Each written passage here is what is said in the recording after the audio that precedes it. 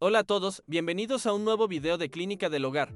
Hoy les mostraremos un caso bastante común pero importante de tener en cuenta. Esta lavadora llegó con fallas en el sistema.